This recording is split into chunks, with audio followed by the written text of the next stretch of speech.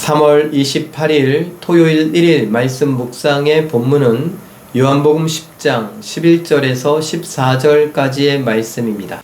마리아는 무덤 밖에 서서 울고 있더니 울면서 구부려 무덤 안을 들여다보니 흰옷 입은 두 천사가 예수의 시체에 누웠던 곳에 하나는 머리편에 하나는 발편에 앉았더라. 천사들이 이르되 여자여 어찌하여 우느냐. 이르되 사람들이 내 주님을 옮겨다가 어디 두었는지 내가 알지 못함이니이다. 이 말을 하고 뒤로 돌이켜 예수께서 서 계신 것을 보았으나 예수이신 줄은 알지 못하더라. 아멘.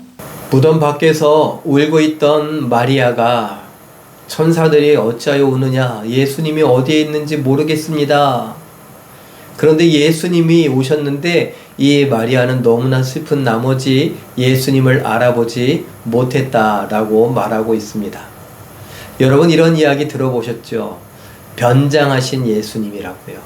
예수님께서는 이렇게 말씀하시지 않았습니까? 지극히 작은 자, 소자에게 한 것이 나에게 한 것이다. 예수님이 마치 변장하신 것처럼요. 감옥에 갇혀있는 사람, 헐벗은 사람, 목마른 사람, 배고픈 사람, 억울하고 답답한 일을 당한 사람들, 작은 사람들입니다. 우리가 그냥 살면서 바쁘기 때문에, 힘들기 때문에, 또 약속이 있고 어떤 일을 해야 되기 때문에 그냥 아무렇지도 않게 지나쳐도 누구도 뭐라고 할 수 없는 그런 상황들입니다. 그만큼 작은 사람들, 그냥 지나가도 되는 사람들. 그런데 성경은 뭐라고 말씀하십니까? 예수님은 뭐라고 말씀하십니까? 그들이 곧 나다 라고요. 그들에게 행하지 않은 것이 나에게 행하지 않은 것이고 그들에게 행한 것이 나에게 행한 것이다 라고 말씀하십니다. 강도 만난 자의 비유가 딱 그거 아닙니까? 강도를 만나서 정말 죽을 지경이 되었는데 제사장이 지나갑니다.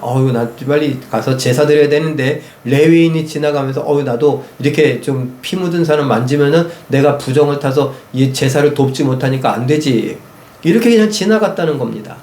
그런데 사람들이 손가락질하는, 하필이면 사마리아 사람이, 이 사람은 뭐 제사를 드리는지 안 만든지 뭐 중요하지 않는 것 같습니다. 제사장은 지금 제사 드리러 가고 레위인도 제사를 도우러 가고 있는데 이 사람은 지금 놀러 가고 있습니다. 이거 너무나 풍자적인 비유죠. 그런데 그가 정말 자기의 손해를 감수하고라도 그 사람을 불쌍히 여겨서 그 사람을 치료해주고 자기는 놀러 갑니다. 여행을 갑니다. 그러면서 돈을 맡기면서 이 사람을 좀 치료해달라고 부탁을 합니다. 자기 일을 가야 되니까요. 그리고 만약에 여비가 더 들어갔으면, 비용이 더 들어갔으면 내가 오는 길에 들를 때에 그때 나에게 청구하면 내가 드리겠습니다. 이 사람 좀 잘 돌봐주시고 치료해 주십시오 라고 했더니 예수님의 질문이 무엇입니까? 누가 이 강도 만난 사람의 이웃이겠느냐? 이 사람들은 사마리아인이라고 말하고 싶어 했어야 되는데 그러지 않고 착한 일을 한 사람입니다. 그래, 맞다. 너희도 가서 이와 같이 하라. 핵심은 무엇입니까? 너도 가서 이와 같이 하라 라는 것입니다. 우리가 지금 예수님께서 우리에게 하시는 말씀들을 잘 생각해 볼 수 있어야 됩니다. 내 앞에 소자들이 있습니다.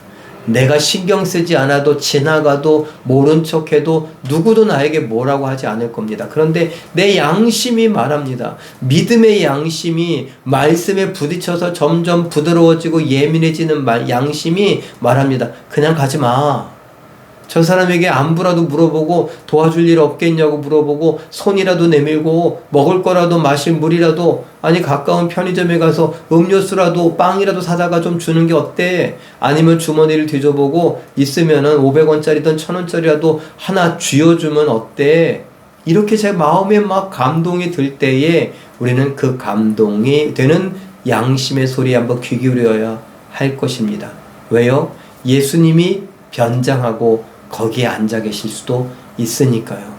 그런데 우리가 너무나 바쁜 나머지, 우리가 해야 할 일이 있기 때문에, 우리가 예배에 참여해야 되기 때문에, 우리가 다른 약속이 있기 때문에, 지금 시험 보러 가야 되기 때문에, 지금 이 일을 마감해야 되기 때문에 외면한다면, 예수님께서 비유의 말씀대로라면 내가 굶주렸을 때에, 내가 헐벗었을 때에, 내가 목말랐을 때에, 내가 도움의 손길을 너에게 청했을 때에 너 어떻게 했니?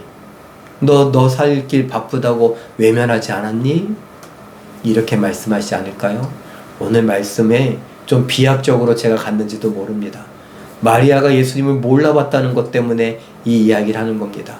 우리가 너무나 바빠서, 너무나 슬퍼서, 내 삶이 너무나 괴로워서 내게 찾아오신 예수님을 몰라봐서 되겠습니까? 그런 일이 없기를 바라며 말씀에 순종해가고 늘 깨어있게 해달라고, 내 영혼이, 내 양심이 예민하게 하나님의 음성에 반응하고 하나님의 속삭임에 반응하고 하나님의 일하심에 반응할 수 있는 우리가 되게 해달라고 기도하며 그렇게 살아갈 수 있는 우리 모두가 되시길 예수님의 이름으로 축원합니다. 기도하겠습니다. 사랑의 하나님, 예수님을, 부활하신 예수님을 몰라봤던 마리아를 보면서 우리가 너무나 바빠서, 너무나 슬퍼서, 너무나 억울하고 답답하고 화가 나서 내 앞에 계시는 예수님을 못 알아보는 건 아닌가, 알아차리지 못하는 건 아닌가 생각해 보았습니다. 하나님께서 말씀을 통하여서 내 양심에, 내 믿음에, 내 영혼에 속삭이실 때에 외면하지 않게 하시고 잘 들을 수 있도록 영적인 예민함을 허락하여 주시옵소서. 내 믿음의 귀를 열어주시옵고 내 믿음의 눈을 열어주시옵소서. 그래서 하나님을 알고 예수님을 만나고 예수님을 대접하고 예수님께 영광 돌려드릴 수 있는 우리의 인생이 되게 하여 주시옵소서. 예수의 향기를 바라는 사람들, 바로 우리들 되게 하시고 우리들로 인하여 하나님 홀로 영광받아 주시옵소서. 감사드리며 예수님의 이름으로 기도하옵나이다. 아멘. 잠깐 기도하실 때에 변장하신 예수님이라는 말이 있기도 한데, 예수님께서 갑자기 조용히 내 삶에 찾아오셨을 때 예민하게 알아차릴 수 있는 영적인 눈, 믿음의 눈을 허락하여 주옵소서. 이렇게 기도하시고 오늘도 말씀과 기도로 멋지고 아름답게 순종하여 승리하시며 특별히 내일의 예배를 기대하시고 기도로 준비하시고 하나님께 영광 돌려드리는 예배자가 되시길, 기적의 주인공이 다 되시길 예수님의 이름으로 축원합니다. 사랑합니다.